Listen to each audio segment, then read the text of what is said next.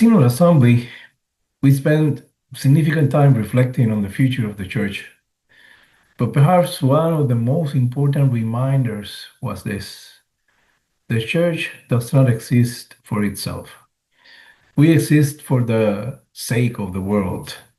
And that means the question before us is not only what is happening in our congregation, the question is also what is happening in the communities where God has placed us. Across the southwestern Texas Synod, we are seeing signs of community becoming more nourished, more connected, more resilient, and more whole.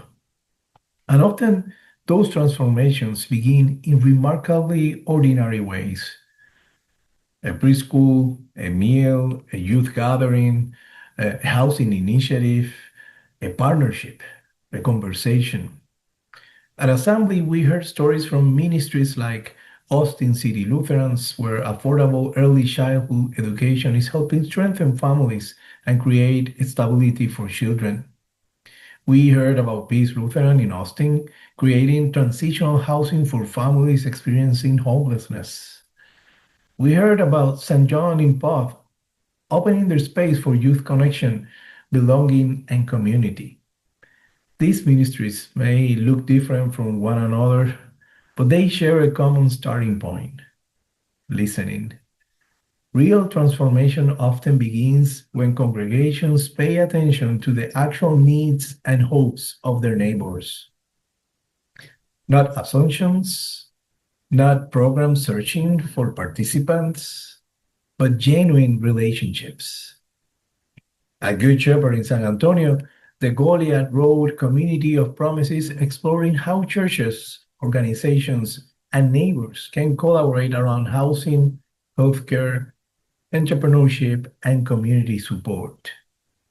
In ministries like this, the church becomes more than a place people attend. It becomes a visible presence of care, accompaniment, and hope within the neighborhood. Assembly also highlighted the ways communities are transformed through ministries connected to migration, justice, disaster response, hunger ministries, and border accompaniment. And sometimes this work happens publicly, sometimes quietly, in vigils, courtrooms, food pantries, camp experiences, immersion programs, shared meals, conversations. Sometimes, sometimes that the work changes systems, and sometimes it simply reminds us people they are not alone. Both matter deeply. One of the most important shifts reflected throughout Assembly was this: mission is not something the church does for communities. Mission is what happens when the church joins what God is already doing with communities. That changes how we understand ministry. It moves us from charity alone to our relationship, from control to our accompaniment, from institutional preservation to our shared transformation. And perhaps most importantly, it reminds us that the Holy Spirit is already active in our neighborhoods before we arrive.